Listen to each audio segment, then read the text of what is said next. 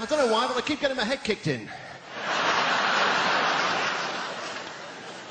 So this bloke said to me, he said, can you tell me your availability to run a football team in Sheffield? I said, I can't manage Wednesday. I saw a football game that came on like that. It was Charleston Athletic. So I watched a football match in Japan. At the end, they started doing martial arts. I said to the bloke next to me, I said, what's going on? He said, there's 2 minutes of ninjury time.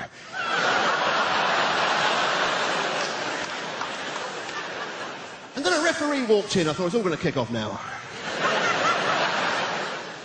So Eric Bristow came up to me. He said, how come you put super glue on one of my darts? I said, you just can't let it go, can you? That's all my hair off. So I was working in a health food shop. This bloke walked in. He said, evening Primrose Oil. I said, Mr. Vine to you. He said, saw your chunks? I said, you should have been looking.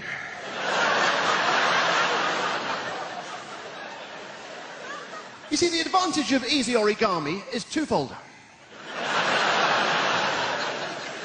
Exit signs, they're on the way out, aren't they? Velcro, what a rip-off. Come on. So I was in this horse race, I was like that. I was disqualified for punching a horse in front. Got up the finishing line, got hit in the eye by an apple seed, pipped at the post. Do you ever get that when you're halfway through eating a horse and you think to yourself, I'm not as hungry as I thought I was? Anyway, I'd like to start tonight by telling you a little bit about my personality. I'm a very private and secretive person. That's it, really. And during the Second World War, my grandfather couldn't stop scribbling. He got hit by the doodlebug.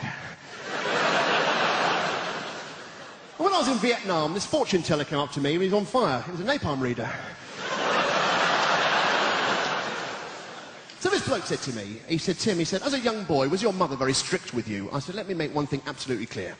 My mother was never a young boy. And I went to Pizza Express. I said, give me an American hot. Next thing I know, a big fat guy, Hawaiian shirt, can somebody open a window? I saw a sign that said, watch out for our new menu. I looked round and hit me in the face. I ordered dessert. He gave me tiramisu and a blindfolded horse. I said, no, mascarpone.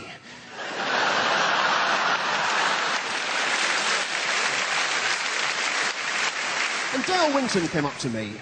He said, Tim, can I ask you a question? I said, sure. He said, are you any good at impressions? I said, no.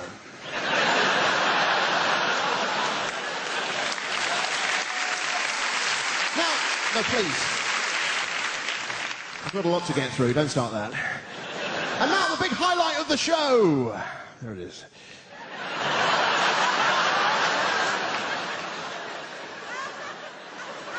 But ladies and gentlemen, I think it's time for a bit of music. And let me just tell you this. I'm actually totally deaf. And I never thought I'd hear myself say that. And my favourite composer is Handel, who later teamed up with Hinge and Brackett to form the Doors. Now, ladies and gentlemen, it's time, I think, to sing a song. I'm going to sing you a song. This song is called Alarm Bells. Hit the music, please. Thank you very much. When a man wears trousers, he's still a man. When a girl wears trousers, she's still a girl. When your dad wears lipstick, alarm bells. Alarm bells, alarm bells. When the roller coaster's fast, it makes you feel high. When the roller coaster spins, the world whizzes by. When there's blood on the seats, alarm bells, alarm bells, alarm bells. When an airline pilot says fasten your seatbelts, that's alright. When he says there's a bit of turbulence, it's just part of the flight. When you overhear him say, what does that line mean? Alarm bells, alarm bells, alarm bells. In your life there are sights and smells, but listen out for those alarm bells. For example, I am now a quarter of the way through my act.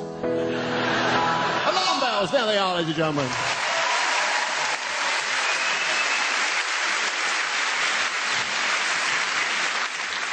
So this bloke said to me, he said, Tim, he said, did you know Marie Osmond is about to appear in the world's worst film? I said, Warner Brothers. He said, I already have. So I went to the record shop. I said, what have you got by the doors? He said, a bucket of sand and a fire blanket. My mum and dad are complete opposites. You couldn't hope to meet two such totally different blokes. My local police chief does a talk on heroin, so you can't understand any of it. Do you know, I was mugged recently. I was at Victoria Station, and I was mugged, and I burst into tears. And a policeman came up to me. He said, I'm fining you £10. I said, for crying out loud. He said, yes. So I went to the cinema. I saw a very sad film, and the bloke behind me suddenly started wailing. I got hit in the back of the head with the harpoon.